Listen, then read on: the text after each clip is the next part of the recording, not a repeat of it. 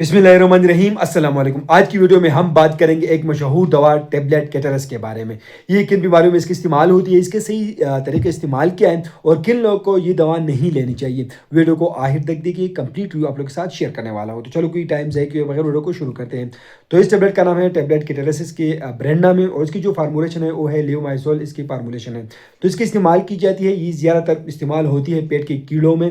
पेट के कीड़ों के इलाज के लिए इसकी इस्तेमाल की जाती है, खास तौर पर राउंड रोम इसके हाथमे के लिए इसकी इस्तेमाल की जाती हैं।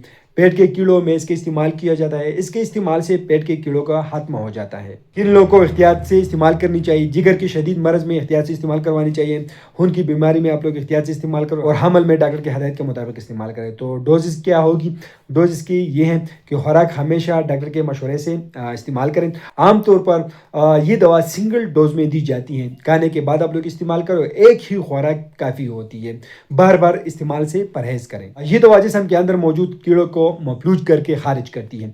ये दवा कीड़ों का नर्वस सिस्टम पर असर डालती है, जिससे कीड़े हरकत नहीं कर पाते और बहाने के ज़रिए जिस्म से निकल जाते हैं।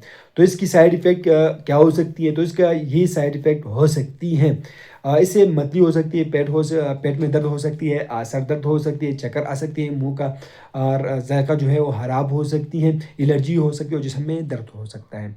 तो ये कंप्लीट रिव्यू है कैटरस टेबलेट के हवाले से। उम्मीद करता हूँ आप लोग की इन्फॉर्मेशन पसंद आई होगी।